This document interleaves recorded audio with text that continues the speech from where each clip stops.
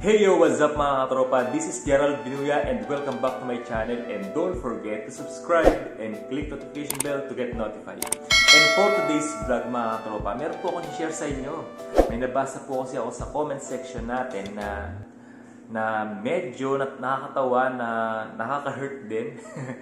Ayun, at the same time nakaka-hurt talaga. Bilang OFW kasi, at least sinabi niya mga katropa, basahin natin. Ayan.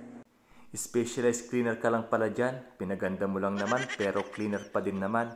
Yan yung mga Pinoy na hindi pinalad dito sa Pinas. Hindi kasi tinapos ang pag-aaral, kaya ganyan lang trabaho mo. Yan, sorry na agad sir ha. Kung talagang ang tingin niyo sa mga cleaner, talagang ganyan lang. Ay, okay. Wala tayong magagawa. Yun, hindi ko naman kasalanan na ipinanganak po ako sa simpleng pamilya, pero masaya. Ikaw kaya, sir? Mayaman ka? Masaya ka ba? May masayang pamilya ka ba? Oh, hindi ko makakasagot niya, sir. Ayun, ay mga tropa, no? Pinaganda ko lang daw ang cleaner. Ginawa kong specialized cleaner. Una sa lahat mga tropa, yun po talaga ang trabaho na ayan po talaga yung available na job.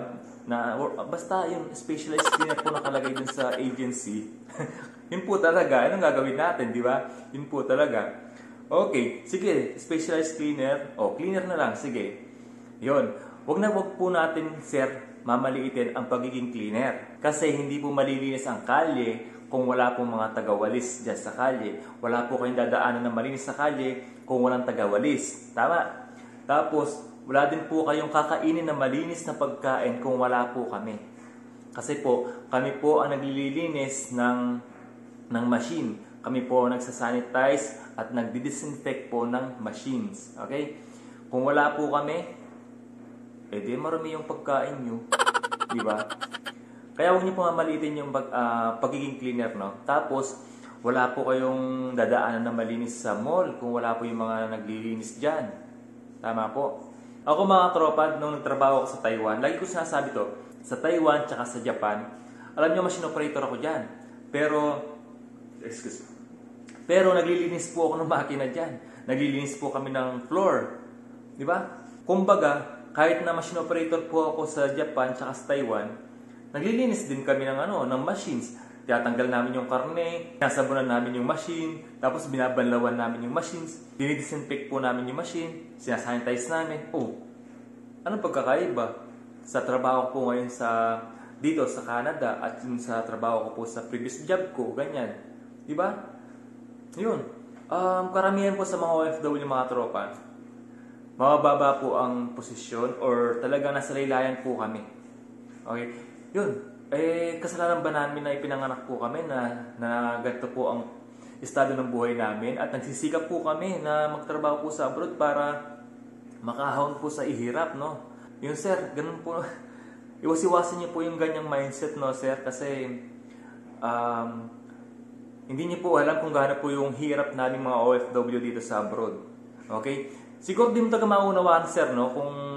Kung ano yung pakiramdam ng OFW, kung hindi ka pa nakakaranas na magtrabaho po sa abroad, malayo sa pamilya mo, ng ilang years. Di ba? Siguro, pasalamat ka, no? Pasalamat ka, sir, na biniless ka ni Lord. Dahil siguro sa pamilya mo, sa mga ninuno mo na nagsikap dati, kaya ngayon tinatamasa mo yung buhay na marangya. Okay? Pero it doesn't mean na ganyan na yung estado mo sa buhay, mamaliitin mo na yung mga nasa laylayan na katulad namin. Okay? Kasi, kung wala kami, paano na kayo? Diba? Paano mapapagaan yung buhay nyo? Diba? Yun. Siguro may katulong ka sa bahay, may kasambahay ka sa bahay. Paano pag wala sila? Kawawa ka naman. Kung walang tagaluto dyan, magugutom ka. Ikaw din, bahala ka dyan. Okay. Ito ba mga tropa sabi niya? Ano ba sinabi niya pangalawa? Wait lang, nakalimutan ko na. Ito pa sinabi niya mga tropa, ito daw yung mga hindi pinalad sa Pilipinas. Ikaw lang pinalad eh. Kasi nga ikaw ang pinalad, sir. Hindi po kami pinalad. Marami po kaming OFW na nasa abroad na sinasabi nyo na hindi kami pinalad sa Pilipinas. Tama naman kayo, hindi kami pinalad kasi nga, yun nga, wala Naghangad po kasi kami na malaking kita. Kasi naranasan po namin maghirap. Kaya ngayon may pamilya na kami, ako, personally, may pamilya na ako. Parang gusto ko na maiba yung yung estado namin sa buhay. Para maging katulad nyo.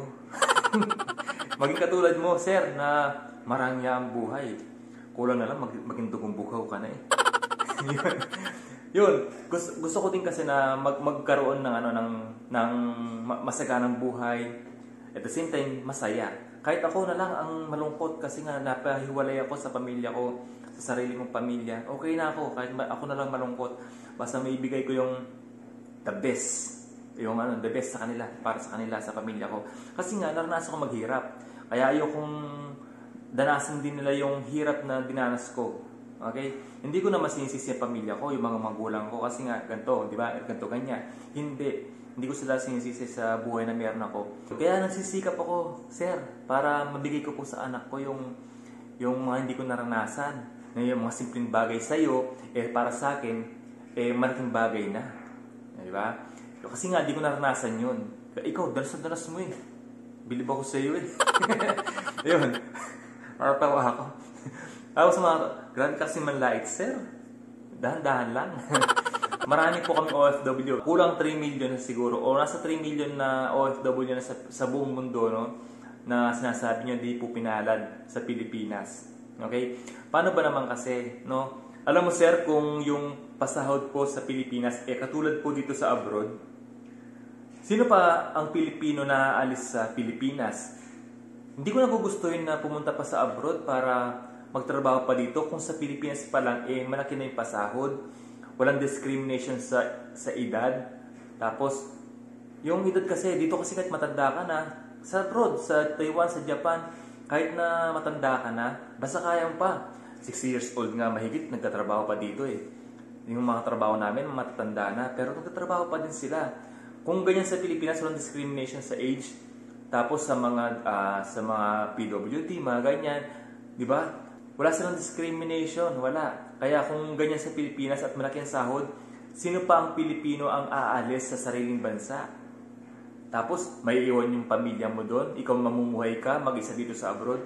Hindi ko nagugustuhin. Kung maganda ang pasahod dyan sa Pilipinas, di ba? Yun. Masama ba na magagad po kami, na may hirap na kumita po na mas malaki kumpara po sa Pilipinas, para umunlad naman po yung pamumuhay namin na parang noon pa lang, ng bata pa lang, nakaranas ng hirap. Siguro sa'yo, sir, hindi mo naranasan kaya ganyan. Diba? Mayaman ka kasi. Yun.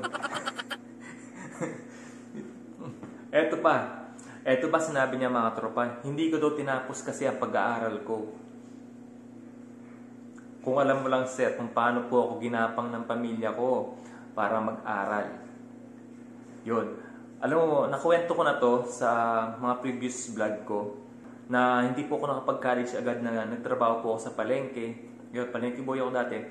Kung alam mo lang, sir, kung paano po ako ginapang ng parents ko, na magulang ko, ng parents pala. Mamaya sabi mo, nag-English pa ako Yung di mo alam kung paano ako ginapang ng magulang ko para makapag-aral ako. Vocational po ang tinapos ko. Para sa akin, napakataas na po yun. Pero kumpara po siguro sa'yo, baka nasa laylayan pa din yan. Para sa akin, yung vocational course, malaking achievements na po sa akin yan. Okay? Yun, ginapang po ako ng pamilya ko. Kahit na walang-wala na kami talaga. Utang dito, utang doon. Singil dito, sinisingil po kami lagi. Oo, totoo yan. Siguro sa'yo, wala naniningil. Kung baka ko naniningil kasi mapera ka. Hirap na hirap na kami noon. Kaya nag-decide po ako na kapag graduate ko sa vocational course ko, nagtrabaho na ako, nag-apply na po ako sa Maynila. Na kahit bungol ako sa Maynila, talagang pumunta ako sa Maynila, marami tumulong sa akin. Nakuwento ko na yan sa vlog ko dati. Kung paano po ako nakarating sa Maynila at nakapagtrabaho doon. Marami din tumulong sa akin. Gusto kong tapusin ang college ko. Gusto kong tapusin.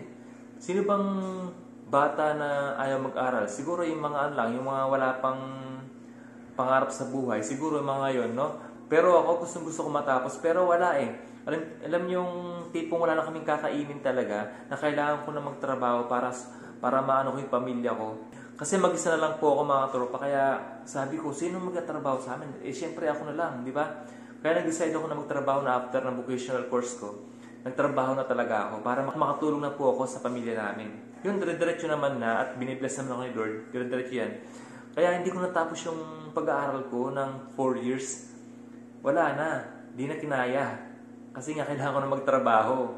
Yun. Eh, ikaw kasi madali siguro para sa'yo na makapag-aral ka, makapagtapos ka, na pang-tuition mo, pamasahe mo, allowance mo, madali para sa'yo. Kasi nga mayaman ka. O, paano naman kami mahihirap, di ba? Kaya yun, nagtrabaho na ako hanggang makapunta na po ako sa Canada. At ito pa, sir, tandaan mo to. Marami po ako nakatrabaho at nakilala sa abroad, Taiwan, Japan, hanggang dito sa Canada. Degree holder sila, pero nag-try po sila dito. Tagalinis din po sila dito ng makina. Okay? Cleaner din po sila. Diba sir, kahit na degree holder ka na dyan, nandito pa rin sila sa abroad para maglinis lang, sabi mo nga, di ba? Hindi pinalad sa Pilipinas. At ayun na nga sir, marami po akong kilala na degree holder na nagtatrabaho po dito sa abroad, dito po sa Canada rin, na cleaner po, na nilalang nyo lang po. Huwag nyo po kasi mamaliitin. Siguro sa iyo, sir, talagang binless ka ni Lord, kaya pasalamat ka sa mga magulang mo at kay Lord na binless ka talaga, na pinanganak ka na marangya.